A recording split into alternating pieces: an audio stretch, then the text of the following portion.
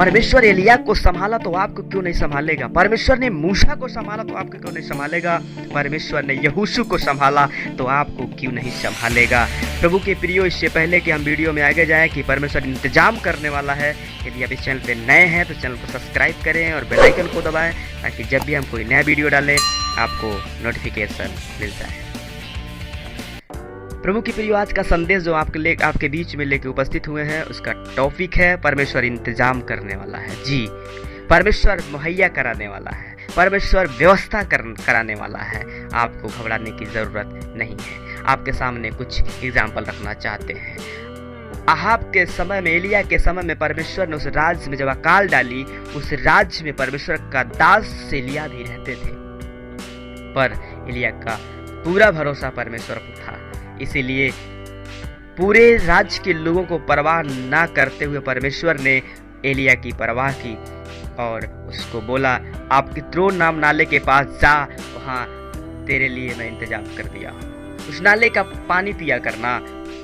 प्रभु के प्रियो, जब उसको वहाँ भेज दिया परमेश्वर, वहाँ पे रहने लगे और एक समय आया कि नाले का पानी भी सूख गया। हो सकता है आप हो सकता है एलिया के मन में भी ऐसा आया हो कि प्रभु अब क्या होगा, नाले का पानी तो सूख गया। पर प्रभु के प्रियो, परमेश्वर आगे इंतजाम कर रखे थे। उन्होंने बोला, जा तू सारपत नगर में एक विधवा मिलेगी जिसके घर पे मैंने तेरे लिए खाने का इंतजाम कर दिया है। और आप उसका कंडीशन जानते हैं। जब एलिया उसके घर पहुंचे तो उसके घर में मुट्ठी भर आटा और कुप्पी में नामात्रा तेल था। अब आप बताइए, इन चीजों को देख करके एलिया इस बात को सोच सकते थे कि प्रभु, इनके खाने का तो खुद इंतजाम नहीं है, आप मेरे खाने का इंतजाम इसके घर में कैसे कर दिए? पर प्रभु के प्रियो, आप पढ़े होंगे या जानते होंगे, जब तक अकाल नहीं खत्म हुआ उसके मटके का ना तो आटा खत्म हुआ,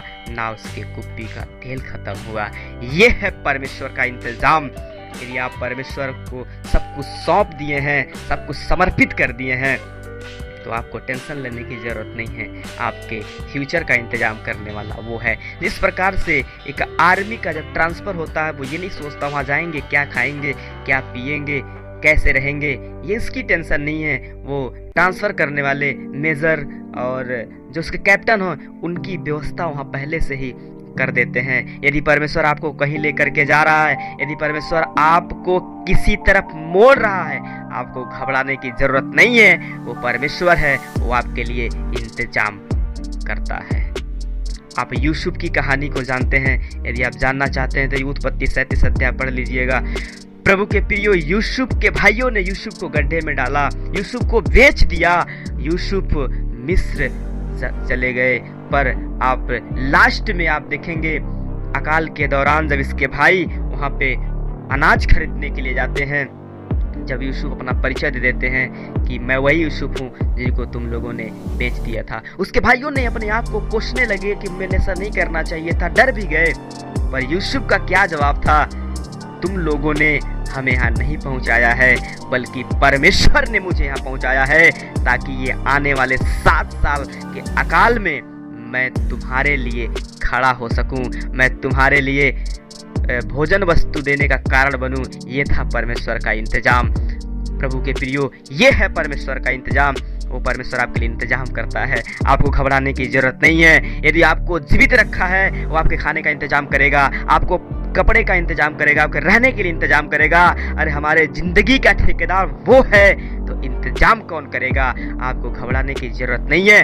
परमेश्वर इंतजाम करने वाला खुदा है। प्रभु के प्रियो, अपना जीवन, शरीर, प्राण, आत्मा सब कुछ उसके हाथों में समर्पित कर दें, बाकी इंतजाम वो खुद करेगा और इससे आपको बड़ी शांति और आनंद मिलेगा। आपको घबराने की जरूरत नहीं है। उन्होंने खुद कहा, तुम कौवे पे ध्यान दो, ना बोते हैं, ना काटते हैं, ना अपने खत्ते में इकट्ठा करते हैं, फिर भी परमेश्वर उनको खिलाता है। तुम उस कौवे से बढ़कर हो, तुम उस गौरैया से बढ़कर हो, तुम मेरे लिए बहुमूल्य हो। जब मैं उसका इंतजाम कर सकता हूँ तो तुम्हारा इंतजाम क्यों ना करूँगा। इसलिए अपनी फ्यूचर की टेंशन ना करें, अपने बच्चों की फ्यूचर की टेंशन ना करें, क्योंकि परमेश्वर इंतजाम करने वाला खुदा है। वो आपके लिए इंतजाम करेगा। सारी टेंशन, चिंता उसके हाथों में दे दें, क्योंकि लिखा है अपनी सारी चिंता उसके हाथों में सौंप दो, क्योंकि उसको आपका ध्यान है। प्रभु के प्रियो, उसको आपका ध्यान है। आशा करते छोटे से संदेश के द्वारा आप ढेर सारी आशीष पाए होंगे। यदि इस मैसेज के द्वारा आपको आशीष मिला होगा, अपने दोस्तों के साथ इस वीडियो को शेयर करें ताकि वो भी आशीष प्राप्त करें। यीशु के नाम से आमीन। जय मसीह की।